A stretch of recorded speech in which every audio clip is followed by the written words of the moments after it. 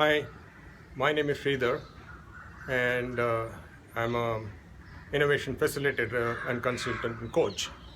So, what do I do for my living? I actually help people think differently and do better.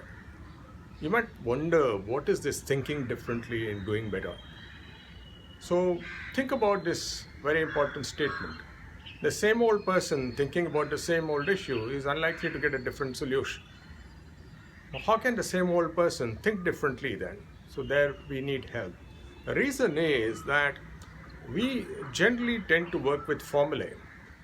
What worked for me yesterday, I believe will work for me today. So, all of us have the same mindset, but we don't take into account the fact that things around us are changing. I may not be changing, but the things around me are changing. So, when I'm trying to do the same thing that worked for me yesterday, it doesn't work for me today because the things have changed. So, I have to think differently. And thinking differently is not easy once you have tasted success. Isn't that very funny? Once you have tasted success, you're so tempted to use the same old stuff again and again, and that doesn't work. So you need to really figure out how to think differently. And that's where you need help. And you need to speak to somebody, find out what worked for them.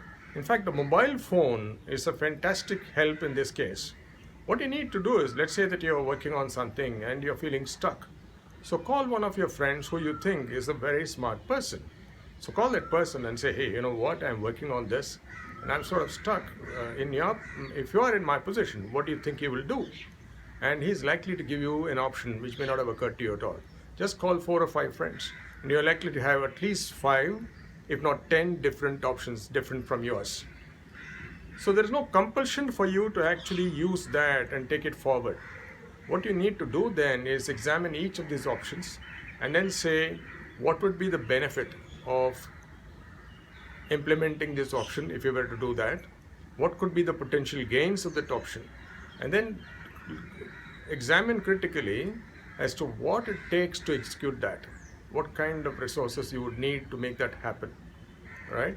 If those are resources within your control, then it makes it easy. If you have to invest money, time and equipment, etc., then actually it puts a different kind of pressure. So this is the way in which you need to think differently. At the time when you think differently, don't think logically. At the time when you're taking a decision on which one to work on, then use logic, right? There is a time for imagination and creativity, and there is a time for logic and rigorous thinking. Good luck.